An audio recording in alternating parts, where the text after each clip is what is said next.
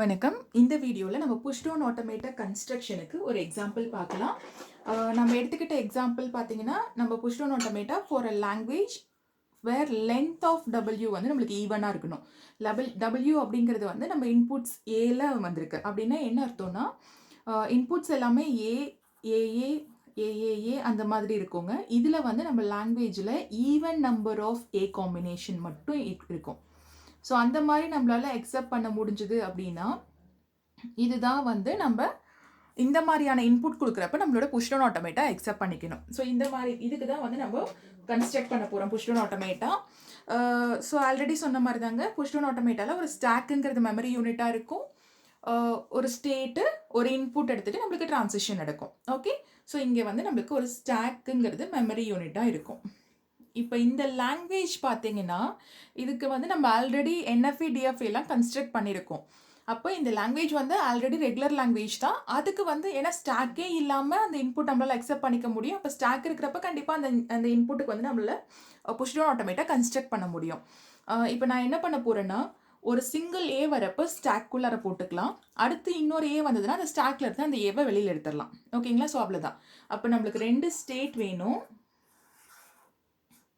Q0, Q1. இப்போ first ஸ்டார்டிங்கில் நம்மளுக்கு Z0 ஸ்டாக்ல எப்போவுமே இருக்கணும். பாட்டம் எலமெண்ட் ஆஃப் ஸ்டாக்னு ஒன்று சொல்கிறோம். அப்போ இங்கே Z0 அப்படிங்கிறது ஸ்டாக்ல பாட்டம் எலமெண்ட். அது எப்போவுமே வந்து ஸ்டாக்ல இருக்கணும். அதுக்கு நீங்கள் தனியாக ட்ரான்சிஷன் கொடுத்தாலும் சரி, இல்லை நான் கொடுக்கல, நான் டைரெக்டாக வந்து யூஸ் பண்ணிக்கிறேனாலும் ஓகே. எப்சிலான் எந்த ஒரு இன்புட்டுமே எடுக்காமல் ஸ்டாக்லேயும் எப்சிலான் இருக்கிறப்ப நம்ம Z0 ஸ்டாக்குள்ளார போட்டுக்கிறோம். ஓகே, இது வந்து ஃபஸ்ட்டு ஸ்டெப்பு. Z0 உள்ளார புஷ் பண்ணுறது. அடுத்த ஸ்டெப் பார்த்தீங்கன்னா, ஃபஸ்ட்டு ஏ வந்ததுன்னா ஃபஸ்ட்டு ஏக்கு நம்ம Q1க்கு போய்க்கிறோம். அப்போ நம்மளுக்கு இன்புட்டில் ஏ இருக்கும், ஸ்டாக்ல Z0 மட்டும் இருக்கும். ஃபஸ்ட்டு ஸ்டெப்பு நம்ம Z0ல உள்ளார தள்ளியாச்சு. எந்த ஒரு இன்புட்டாக இருந்தாலும் நம்ம இன்புட்டை கன்சிடர் பண்ணிக்கல. ஸோ ஃபஸ்ட்டு ஏ வரப்போ நம்ம இந்த ஏவை ஸ்டாக்குள்ளார போட்டுக்கிறோம், AZ0 அப்படின்ட்டு. ஓகே, ஸோ செகண்ட் ஏ வரப்போ இது வந்து ஈவன் ஏ, கரெக்டுங்களா? ஒரு ஏங்கிறப்ப சிங்கிள் ஏ ஆடு, அடுத்த ஏங்கிறப்ப ஈவன் ஏ. அப்போ ஏ வந்ததுன்னா என்ன ஆகும்? அந்த ஸ்டாக்ல கண்டிப்பாக இங்கே ஏ வந்ததுக்கு அப்புறம் தான் நம்ம Q1க்கே போக முடியும். ஏன்னா இந்த ஸ்டேட் வந்து இந்த ஸ்டேட்டுக்கு போகிறதுக்கு அட்லீஸ்ட் ஒரு ஏவாச்சும் ஸ்டாக்குள்ளார புஷ் பண்ணணும். அப்போ தான் உள்ளார போகும். அப்போ அந்த ஏவை நம்ம பாப் அவுட் பண்ணிக்கலாம். ஓகே, ஸோ எந்த ஏவை நம்ம உள்ளார போட்டு Q0லேருந்து Q1க்கு போனோமோ அந்த ஏவை நம்ம வெளியில் எடுத்துடுறோம். ஓகே, ஸோ இதுதான் வந்து நம்மளுக்கு ட்ரான்சிஷன். இப்போ இதே மாதிரி பண்ணிகிட்டே இருக்கிறப்ப என்ன ஆகும்? ஆட் நம்பர் ஆஃப் ஏஸ் இருக்கிறப்ப ஸ்டாக்ல ஒரு ஏ Q1க்கு போகும். ஈவன் நம்பர் ஆஃப் ஏஸ் இருக்கிறப்ப ஸ்டாக்ல எதுவுமே இருக்காது, Q0க்கு வந்துடும். அப்போ ஈவன் நம்பர் ஆஃப் ஏஸ்க்கு நம்மளுக்கு Q0ல இருக்கும். இதுதான் நம்ம ஃபைனல் ஸ்டேட்டாக போட போகிறோம். அவ்வளோதாங்க ட்ரான்சிஷன். நம்மளுக்கு இன்புட் எல்லாமே ஏ காம்பினேஷன்ஸில் தான் மேட் ஆயிருக்குன்னு சொல்லியிருக்கேன்.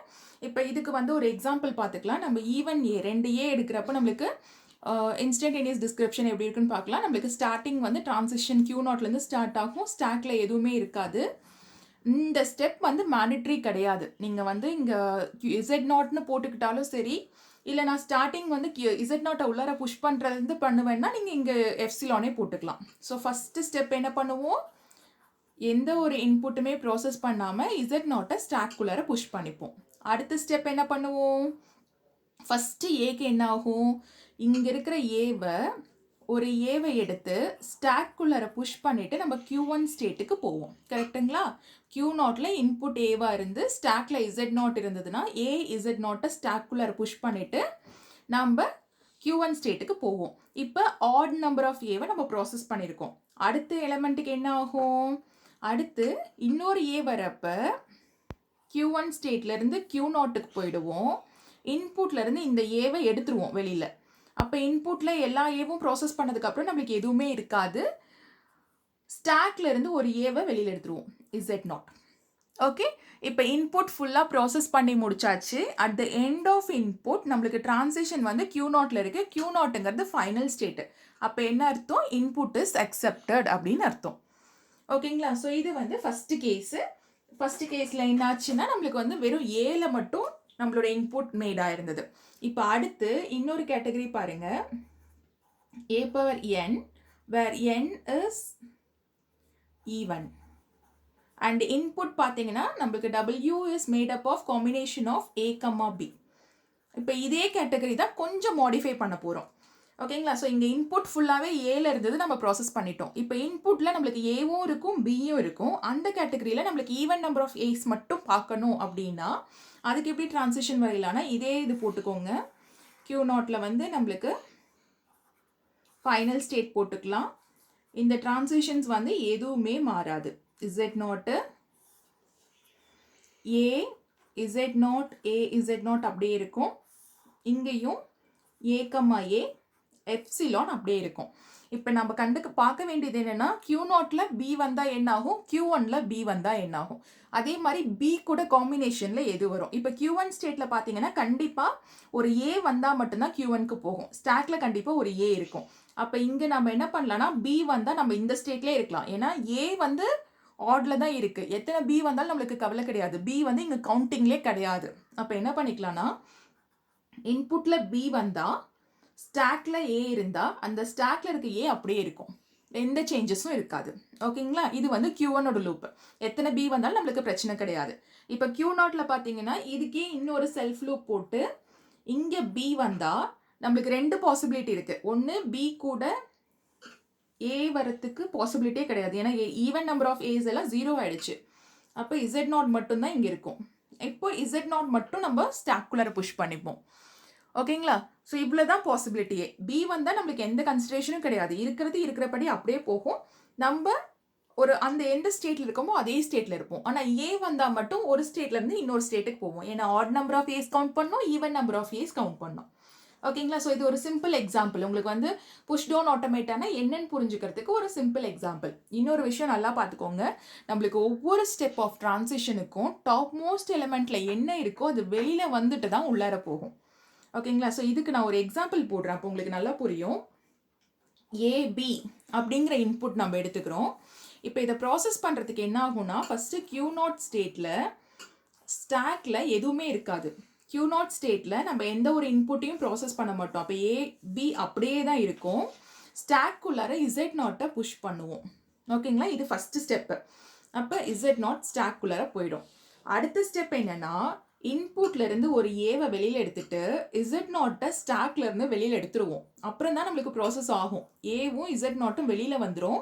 அப்போ நம்மளுக்கு ஸ்டேட் வந்து Q0ல ஏவை எடுத்தாச்சு, ரிமைனிங் எலிமெண்ட் B இருக்கும். ஸ்டாக்ல இருந்து Z0 வெளியில வந்துருச்சு.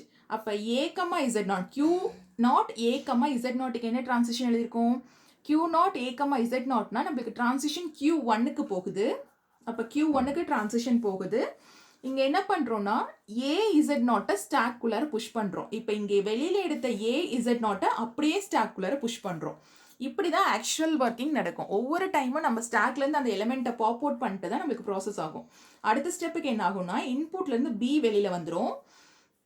இங்கே வந்து நம்மளுக்கு A Z0 ஸ்டாக்ல இருக்கும். ஃபர்ஸ்ட் எலிமெண்ட் A வெளியில வந்துடும். ஓகே, வெளியில வந்துட்டு தான் நம்மளுக்கு ப்ராசஸிங் ஆகும். இப்போ B, A Q1 ஸ்டேட்ல B, A Q1 ஸ்டேட்ல B, Aக்கு என்ன ஆகும்னா Q1 ஸ்டேட்லேயே இருப்போம். அந்த ஸ்டேட்லேயே ஏன்னா செல்ஃப் லூப் அப்போ Q1லேயே இருப்போம். இருக்கிற Bயும் எடுத்தாச்சு. அப்போ எந்த ஒரு இன்புட்டும் இருக்காது. இங்கே என்ன பண்ணுறோம்னா ஏவை மட்டும் ஸ்டாக்குள்ளார புஷ் பண்ணுறோம். ஆல்ரெடி Z0 ஸ்டாக்ல இருக்கு, அது கூட இன்னொரு ஏவை புஷ் பண்ணிக்கிறோம். அப்போ A Z0 ஸ்டாக்ல இருக்கும். ஓகே, இப்போ எல்லாமே முடிஞ்சிருச்சு. At the end of input நம்மளுக்கு ஸ்டாக்கு எம்டியாக இல்லை. நம்ம இருக்கிற ஸ்டேட்டும் ஃபைனல் ஸ்டேட் கிடையாது. அப்போ இன்புட் வந்து நம்மளுக்கு ரிஜெக்டட் அப்படின்னு அர்த்தம். ஏன்னா நம்ம எடுத்துக்கிட்ட இன்புட்ல ஈவன் நம்பர் ஆஃப் ஏஸ் இல்லை. இப்படி தான் நம்மளுக்கு ஒவ்வொரு ஸ்டெப் ஆஃப் ப்ராசஸிங்கும் இருக்கும். ஒவ்வொரு டைமும் இன்புட்லேருந்து ஒரு எலிமெண்ட் வரும், ஸ்டாக்லேருந்து ஒரு எலிமெண்ட் எடுப்போம், அதுக்கப்புறம் தான் நம்மளுக்கு ப்ராசஸிங் நடக்கும். Okay, thank you.